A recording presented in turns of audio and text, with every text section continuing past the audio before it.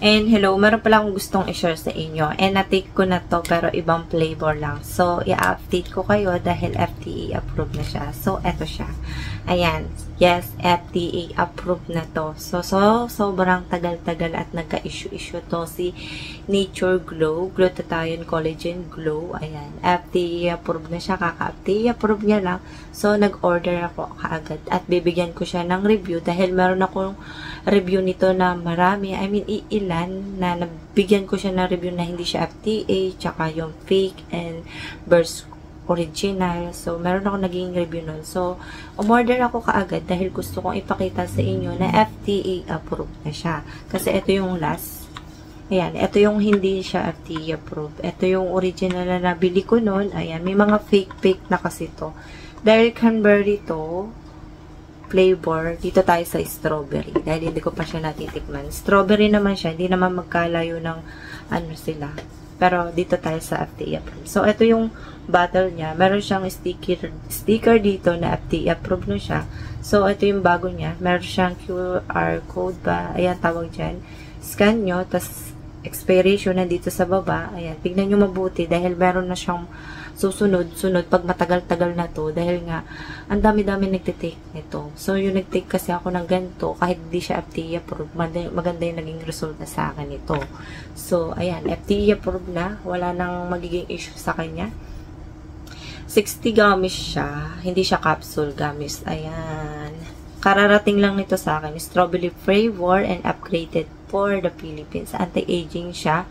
Formula and skin whitening and brightening. So, titignan ko kung magiging resulta nito sa akin dahil iba na yung iinumin kong flavor. At tignan natin yung ingredients nito ay nandito yung ingredients sa pinakababang baba. Akala ko wala siyang ingredients. Nandito rin. Ayan. Ayan. Ilalagay ko yung ingredients niya kung gusto niyo makita. So, nandito na yung registered number na FDA kung gusto niyo i-search. Ayan. And talaga nag-update talaga. Hinanap ko talaga, sabi ko. May nag-comment kasi na FDA approved na siya. So, dali-dali ako nag-order at bigyan siya ng review. Siyempre, meron akong review nito na hindi FDA. Dapat meron din akong review na FDA na siya. So, nandito naman siya. Ayan, yung mga register nila. So, 1 to 2 gummies, pwede siyang i-take. So, kung lalagay nyo sa ref, or mas maganda sa place na lang na maganda sa drawer para hindi siya nagmo-moist. Katulad dito, para siya nag-moist, para dry na siya. Ayan. Siguro dahil sa pag-deliver. Kasi dapat hindi siya naiinitan. Ayan. Huwag nyo siya open na matagal. Ayan. And, bawal siya sa lactating tsaka sa preggy. Basta lactating preggy, wag na makulit. Bawal siya na nakalagay dito. Tsaka, kung meron kayong tinitake na medicine na kahit ano pa, high blood or diabetic, magtanong muna kayo sa doktor. Yun yung pinaka-importante. So, ilang taon pwede mag-start ng pag-inom nito? 19 years old. 18 to 19 years old pataas. Ayan. And, ayan, nandito. Wala namang pagkakaiba sa mga ayan, nakalagay dito for adult use only. So, tinitigit-tigitigan ko siya dahil ngayon ko lang siya natitigan na maayos. So, ayan siya. Meron tong fake na mas malaki yung bottle dito. Siguro ganito kalaki. Tsaka medyo maluwag. May kumakalat na agad na fake na ganito. So, bakit nga ba ganito na yung kulay niya? Dahil iba na yung kulay niya. Di ba dati kulay pink na pink? So, meron pa rin na ibang kulay pink. Pero, nag-search ako bago muna ako nagbibili nito. Na okay pa rin yun. Kasi, yun yung mga noon pa. Pero, ito na yung bago niyang kulay. So, ayan. May mga lalabas naman dyan na iba yung kulay. Bakit sa akin iba? Mag-search muna kayo dahil maraming lumalabas na fake na nito kasi nag-trending siya sa paglalabas. So, ito yung tsura niya. Dito, yung sticker niya, wala siyang yung sealed niya, wala siyang sulat-sulat. Ayan. Di ko pa siya nabubuksan para ipakita ko sa inyo at kung ano yung magiging experience ko ito. Sa lasa. Kung lasang strawberry ba or hindi. Ayan, matigas siyang buksan. Matigas siyang buksan. Hindi siya basta-basta nabubukas. So, ayan. Ay, amoy strawberry.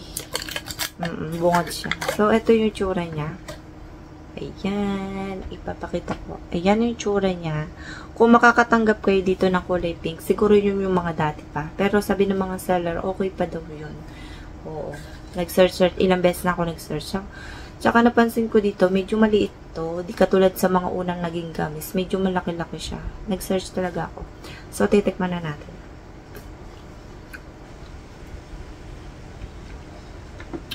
Matamis siya. Magtatanong dyan kung pwede sa diabetic. Magtanong muna kayo sa doktor nyo. Kasi nga, iba-iba naman kasi yung mga ingredients. Diba? Okay naman siya.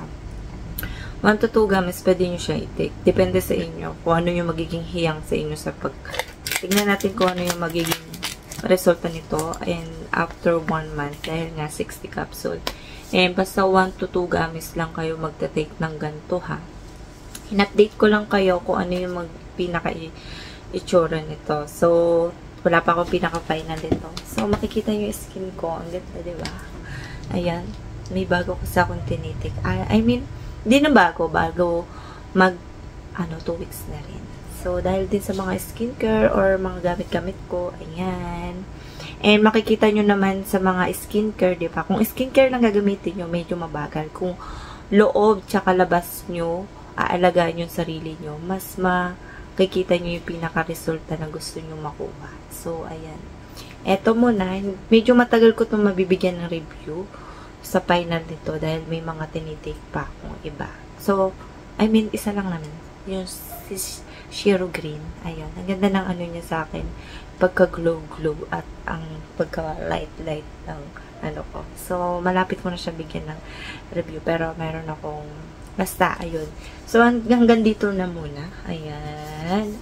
Ayan. Ito, last na pakita ko. Ayan. Pwede nyo siyang partneran ng kahit anong vitamin C. Kahit ano, para mas maano yung pinaka-glow ng skin mo. So, para mapadali. Yun lang naman kasi mga partner ng mga katulad ng ganito, vitamin C. So, ako, minsan hindi ako nagba-vitamin C. Ayun, yun lang din. So, see you next final ito. And bye!